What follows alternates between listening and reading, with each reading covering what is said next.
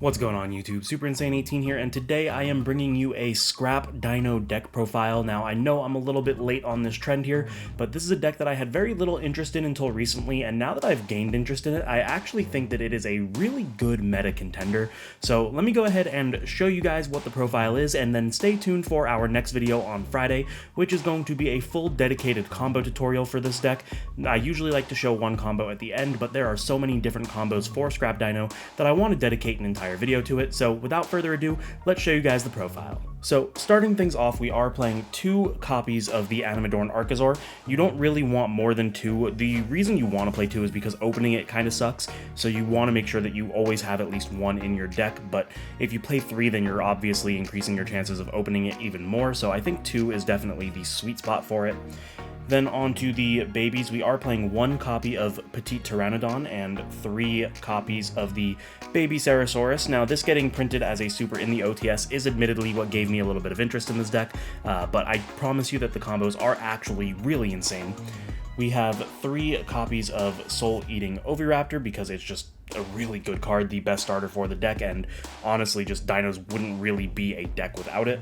We have our 1 copy of Giant Rex and our 1 copy of Miscellaneousaurus, and that rounds it out for the 4 and lower dinos, pretty self-explanatory there. We do have the 1 copy of Pankratops just because it's very searchable in this deck and it does allow you to go second as well. And your boss monster in the Ultimate Conductor Tyrannos, we are playing 2. 3 is definitely bricky. You are able to summon it off of your double evolution pill, so you want 1 to summon off the pill and then like another to summon later on if you search it or draw it. Then on to our Scrap Engine. We are playing 2 copies of Scrap Raptor. I was really on the fence back and forth between playing 2 and 3, but ultimately I feel like 2 is the sweet spot because you're going to be summoning it from your deck more often than not. You don't need to open it. I mean, if you open it, obviously you can do your combos, but the sweet spot really is to summon it from the deck. With the 1 copy of Scrap Chimera, this is what you are going to search off of the Scrap Raptor. When you need it to get your additional normal summon, you'll pop itself and then summon the Chimera. When you additionally normal the Chimera, you'll resummon the Raptor.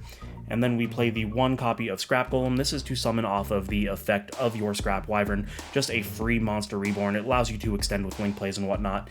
And unfortunately, we are going to have to use our imagination here, but this is going to be 1 copy of Nemesis Keystone. I looked through all of my bulk and I looked around at my locals last night. Nobody had this card, but it is just a really good generic extender. You summon it by returning your banished cards to the deck. It's a level 1 Earth, and paired with the Scrap Raptor, you can actually use it to make Gnat Beast, which I think is really cool. So at best case scenario, it's a Gnat Beast. At worst case scenario, it's just another extender. And that's going to be it for the actual monsters. The only monsters left are going to be the hand traps of 3 Ash Blossom, 3 Gamma, and then since we're playing Gamma, obviously the Brick of Psyframe Driver, but that's going to be the monster count, so let's go ahead and move on to the spells. We are playing a 1 of Called by the Grave and a 1 of Terraforming. These are just really good power 1-ofs for the deck.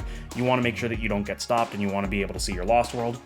We are playing 2 copies of Double Evolution Pill. You don't need more than 2 because it is very searchable, so that's really all you need there. It's going to be able to summon out your Ultimate Conductor or your Pankratops, pretty much anything that you just need to get on the field. 3 copies of Fossil Dig because it's just a rotor for the deck. Why wouldn't you play it?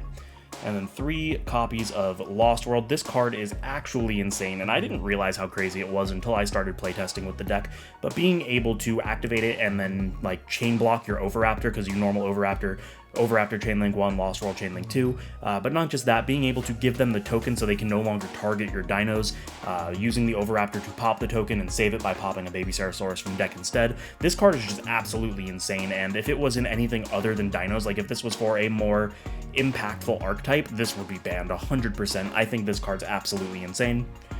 We have 3 copies of Pot of Prosperity, just for consistency.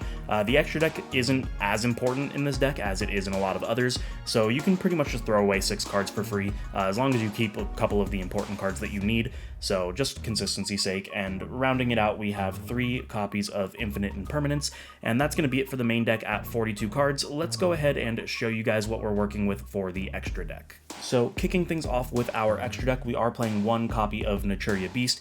This is what I was saying you can do with the Scrap Raptor and the Nemesis Corridor. you're able to just go ahead and go into a nap piece, and that's kind of a free win against some decks.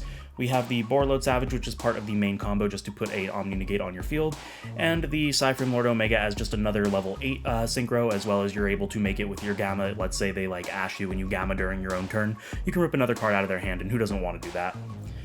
Onto the XYZs, we are playing 1 copy of Abyss Dweller, just a really good generic rank 4.